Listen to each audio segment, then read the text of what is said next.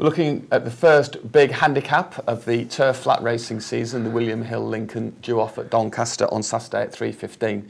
I've been joined by Mark Winstanley, who tells me he has a patchy record in this race, so hopefully he'll be able to put it right now. What do you fancy? I like also a price at 25 to 1 called Field of Dream. Also used to be with Luca Kamani, now with Jamie Osborne.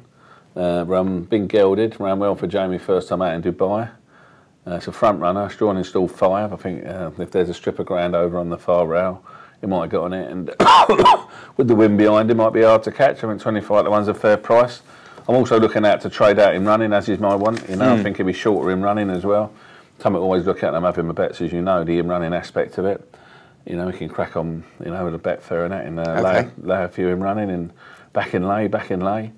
So drawn 5. What do you make of this draw business? I think it's overplayed. And yeah, I'll do it. It never used to be, but since they relayed Doncaster a few years ago, I think they win from wherever. It really is where the pace is, and of course, Field of Dream will lead up Eaton Forever, and they think Eaton Forever's roughly the same sort of horse as he was last year, which means he's got to improve a fair bit from when he won the Spring Mile last year. He may well do, but I don't think there's any juice in his price. Yeah, Eaton Forever's drawn 7. So as far as the draw is concerned, even if the Spring Mile, the first 4 were drawn 18, 19, 20 and 21, it's not something that would concern you? It's concern me if them 4 were drawn, yes, obviously. But on the whole, it's not too much is made of it? I think so, yeah. I think in most of these races, especially on the straight course, obviously you get Goodwood, like the Goodwood Mile, where we both know if you're not drawn 1 to 5, you might as well forget it, even with 20 runners, don't you?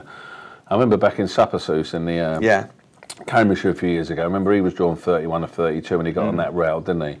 Whatever horse race, I always think it's better for an horse to have a route to run against, didn't you? Because I think it helps him. Okay, well, let's just have a quick word on some of these that you don't fancy then. Fury?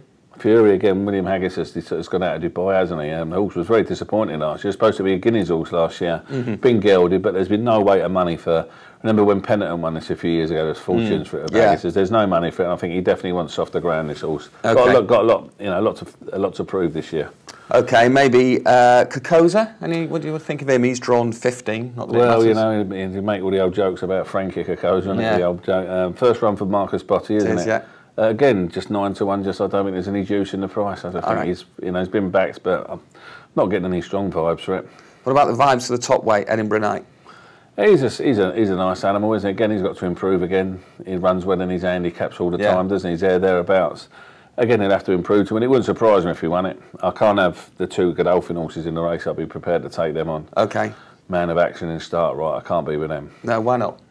I'm just getting no vibes from the Godolphin. It's unusual that they sort of it is, have runners in I think it's an afterthought, to be honest. Okay. All their stuff's geared up for the World Cup, isn't it? All right, and Field of Dream is then for Mark Winstanley at each way at about 25 to 1.